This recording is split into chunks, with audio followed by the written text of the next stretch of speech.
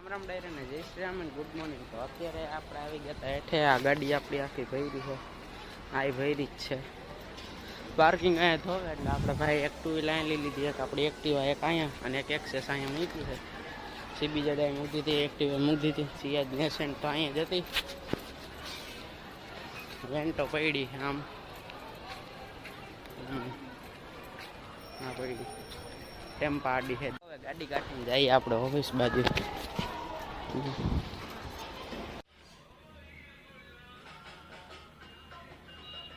Finally મિત્રો આપણે બધી ગાડીને ચાવી તમે વિચારતા હશો કેમ રહી આવ્યો આ બધીની, કારણ કે અહીંયા માંડવો રોપાણો છે ને આપણે અહીંયાથી ગાડી બધી હટાડવાની છે. ચાલો હવે ગાડી લઈ લઈ. સીબી જાડ આગળ મૂકી દીધી ને બે એક્ટિવા અહીંયા પડી છે. આપણી એક્ટિવા ને એક્સેસ બે પડી છે અને આપણે મૂકી દઈએ. હાલો મિત્રો એસેન્ટ અહીંયા પાર્ક કરી દીધી ને હવે આપણે સિયાજ લઈ આવી. મિત્રો આપણે સિયાજ કાઢી લઈએ હવે ધીરે ધીરે. આપણે આનો રિવર્સ કેમેરો એટલે પાછળ જવું ના પડે.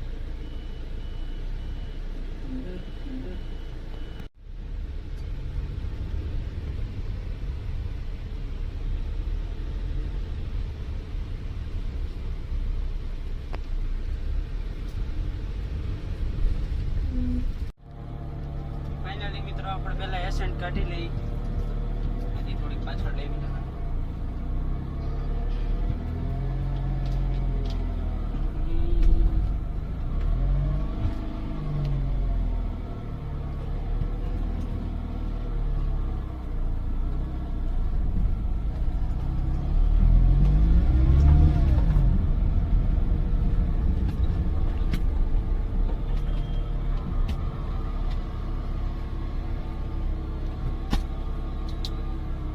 મિત્રો એસેન્ટ અહીંયા ને સિયાજ અહીંયા બે પાર્ક કરી દીધી ને હવે આપણે વેન્ટો કાઢી લઈએ.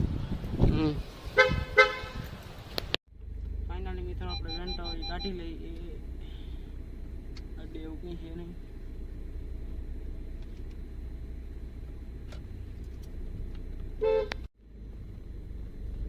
ફાઇનલી મિત્રો આપણે વેન્ટો મૂકી દઈએ.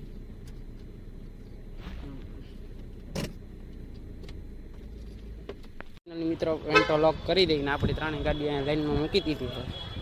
હવે આપણે ગપી પાસે જવું પડે ને ખવડાવવા, મૂકી દીધી ગાડી. હાલો જઈએ આપણે ગપી પાસે. ચંદાન બધે ભેગા જાય છે. જઈ